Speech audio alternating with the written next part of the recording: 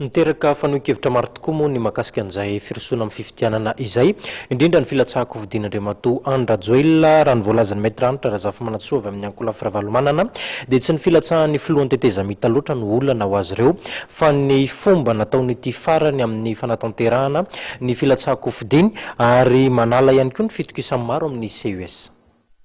Ho an'ny rehetra dia hoe nisy surprise bonne ho an'ny sasany mauvaise ho an'ny sasany ny candidat ny Andriamatoa Andrajoelina ny zavatra mipetraka fotsiny amin'izao fotoana izao ary soa zavatra noresahan'ny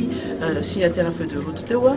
dia mikasika an'ilay crédibilité an'ny CES zany no mipetraka amin'ny fanontaniana satria samy mahafantatra daholo ny rehetra fa ny dossier napetraky ny Andriamatoa Andrajoelina dia taorian'ny daty voatondro sy ny ora voatondro fotoana farany zany ametrahana an'ireny candidat ireny dossier de candidature amin'ny lalàna moa zany dia misy ny atao hoe forclos rehefa aoriana ny fotoana tendren'ny fitsarana ametrahana ny dossier ny candidature dia tokony hoe irrecevable dia lasa fanontaniana mipetraka zany hoe crédibilité an'ny CES amin'izay fotoana zay hoe ahoana moa zay ho an'ny Mouvance Ravalomanana manokana tsy le olona no manahirana anay izay ara ny teny foana hatramin'izay hoe aleo ilatsaka daholo ny rehetra mba ahafahany malagasy misafidy fa le fomba nanaovana an'izay hoe natao nisy traitement particulier indrindrandrindra zany hoe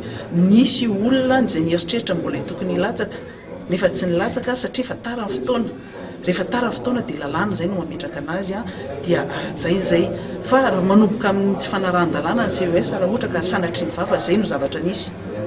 dia tsy mety mihitsy n'izay ary mampiseho le crédibilité mametraka ny hoana zany remise en cause ny crédibilité ny CES amin'ny zavatra rehetrarehetra any aoriana